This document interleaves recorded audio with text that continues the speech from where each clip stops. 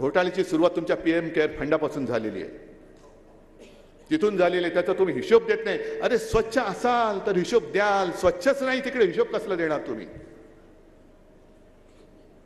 आणि हे ईडी बीडी सगळे त्यांचे जे घरगड्यासारखे जे राहत आहेत, त्यांचे काही घरगडे आमच्याकडे पण द्या. आम्ही सांगतो त्यांच्यावरती धाडी टाका.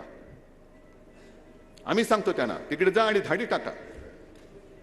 आणि केवळ महाराष्ट्रामध्येच नाहीये, अगदी आपल्या बाजूला कर्नाटकामध्ये आता तिकडे काँग्रेसची सत्ता आली, तिकडे त्यावेळेचे जे भाजपचे मंत्री होते, बसवराज पाटील का काहीतरी नाव आहे त्यांचं, त्यांनी सांगितलेले, त्यांच्यावरती कोणीतरी काय आक्षेप घेतला, आरोप केला, त्यांनी भाजपला आव्हान दिलं, याद राखा मला नोटीस पाठवली तर मी तुमचे 40,000 कोटीचे घोटाळे बाहेर काढीन.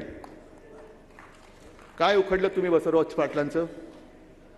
त्यांनी सांगितलं की हे मास्क यांनी किती किमतीचे किती किमतीला विकत घेतले, आणखीन काय काय होतं आणि त्या किती किमतीला विकत घेतलं. मग काढा ना, देशाची चौकशी करा, संपूर्ण देशाची, काश्मीर पासून कन्याकुमारी पर्यंत कोरोनाची चौकशी करा. आमची तयारी आहे.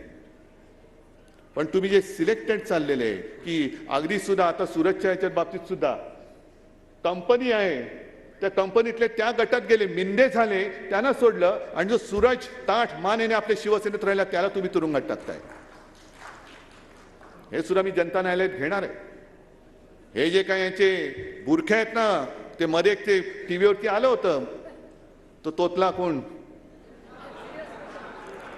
तसं यांना जनतेच्या न्यायालयात करायचंय, तसं यांना जनतेच्या न्यायालयात करायचंय. म्हणून आजचं हे अधिवेशन आहे, नुसतं मला सत्ता पाहिजे, मला सत्ता पाहिजे नाही, मला माझ्या देशाला, माझ्या महाराष्ट्राला जगवायचं आहे, टिकवायचं आहे. आणि पुन्हा सांगतो, जे जे महाराष्ट्रावरती चालून आले त्यांना कसं गाडून टाकणारा महाराष्ट्र आहे, त्याचा पुन्हा इतिहास मला लिहायचा आहे. हे म्हणे काँग्रेस सोबत गेले, हिंदुत्व सोडलं, काँग्रेस सोबत गेले, शिवसेनेची काँग्रेस झाली. अरे 30 वर्ष भाजप सोबत राहून आम्ही निर्लज्ज भाजपवाले नाही झालो तर काँग्रेसवाले काय होऊ?